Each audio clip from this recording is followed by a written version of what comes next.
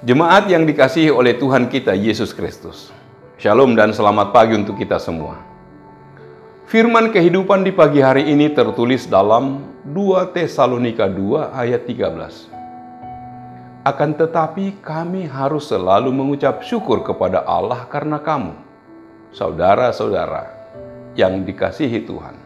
Sebab Allah dari mulanya telah memilih kamu untuk diselamatkan dalam roh yang menguduskan kamu dan dalam kebenaran yang kamu percayai. Demikian firman Tuhan. Saudara-saudara yang dikasihi oleh Tuhan kita Yesus Kristus, menjadi orang percaya atau orang Kristen bukanlah kebetulan terjadi. Sebab bukan kamu yang memilih aku, tetapi akulah yang memilih kamu. Yohanes 15 ayat 16a. Dan tidak ada seorang pun yang dapat datang kepadaku, jikalau ia tidak ditarik oleh Bapa yang mengutus aku. Yohanes 6 ayat 44. Artinya, kita adalah orang-orang pilihan Tuhan yang dipanggil masuk ke dalam kehendak dan rencananya. Orang yang percaya istimewa dan berharga di mata Tuhan karena telah dipilih dan diselamatkan. Maka layaklah kita untuk menaikkan ucapan syukur itu kepada Allah. Kita adalah umat pilihan Allah yang telah dipilihnya. Kita begitu berharga di mata Allah. Semuanya itu bukan karena usaha kita sendiri atau perbuatan yang telah kita lakukan, melainkan oleh karena kemurahan Allah semata. Rasul Paulus mengucap syukur kepada Allah karena telah memilih jemaat Tesalonika untuk diselamatkan dari kebinasaan. Jemaat Tesalonika dan kita sebagai orang berdosa dipilih Tuhan untuk dapat mengenalnya, sering melupakannya.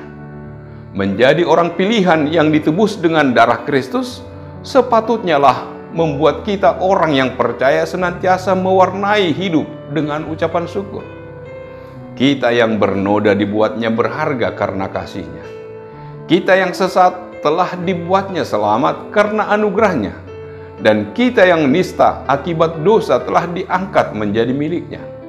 Kenyataan sedemikian membuat Paulus dengan tegas meminta jemaat di Tesalonika untuk terus-menerus mengingat dan menghayati penebusan Kristus.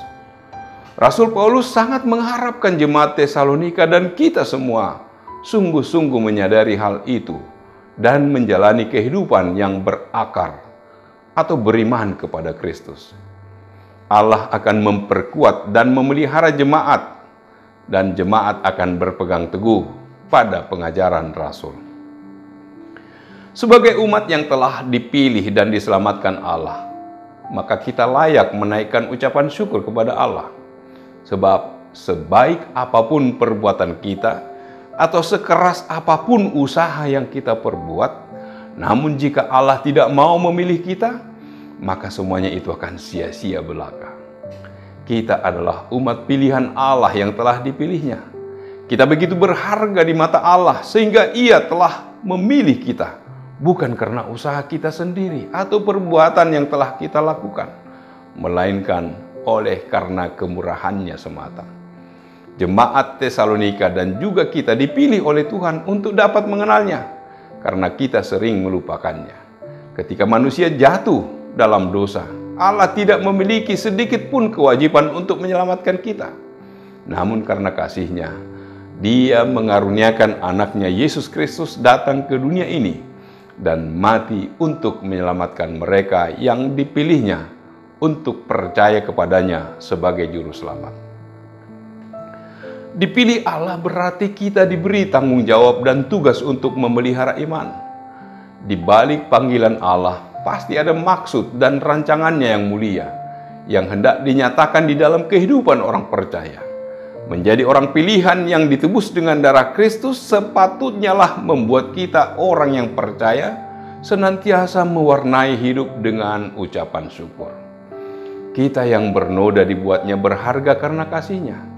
Kita yang sesat telah dibuatnya diselamat karena anugerah-Nya, dan kita yang nista akibat dosa telah diangkat menjadi milik-Nya. Kenyataan yang demikian membuat Paulus dengan tegas meminta jemaat di Tesalonika untuk terus-menerus mengingat dan menghayati penebusan Kristus.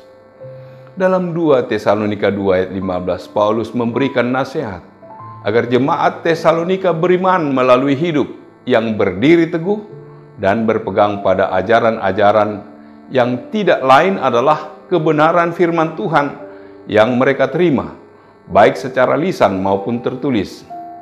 Kita sudah merenungkan betapa berartinya hidup kita jika kita mengizinkan Kristus menjadi Raja yang memerintah dalam hati kita. Melalui nasihat Rasul Paulus, firman Tuhan kembali menguatkan kebenaran bahwa jika kita berdiri teguh dan berpegang pada firman-Nya, maka Kristus akan menjadi sumber pengharapan, penghiburan sejati, dan menjadi sumber datangnya segala hal yang baik bagi kita, sehingga kita dimampukan untuk mengarungi kehidupan dengan penuh kemenangan.